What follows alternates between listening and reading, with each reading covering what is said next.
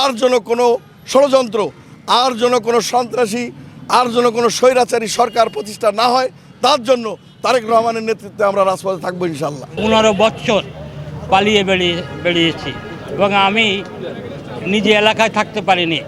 এই ফ্যাসিস্ট সরকার গত 16টা বছর আমাদের উপরে এই পর্যায়ে নির্যাতন করেছে। আমি নিজে 37টা মামলার আসামি এই শহরে।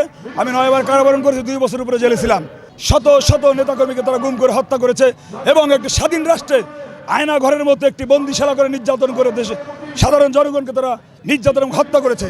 সিন্ডিকেট করে কিছু কিছু ব্যবসায়ীকে সুযোগ সুবিধা দিয়েছে। এস আলম সহ আপনার সালমান ইব্রাহিম সহ এই বাংলাদেশকে সিন্ডিকেট করে সেখান থেকে কিছু টাকা এই শেখ হাসিনার বোনরা দেশে প্রচুর টাকা দেশে আপনার বিদেশে আপনার পাঠিয়েছে।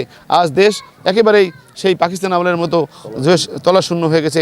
আজকে আওয়ামী লীগের দোসররা এই অঞ্চলে যত মিল কলকারখানা ছিল তা বিক্রি করে এই অঞ্চলের শ্রমিক মেহনতি শ্রমিকদেরকে পথে বসিয়ে দিয়েছে। স্বৈরাচারের পতন হওয়ার পর আমরা বহুদিন পরে আজকেরা আমরা সম্মেলন করতে পারতেছি।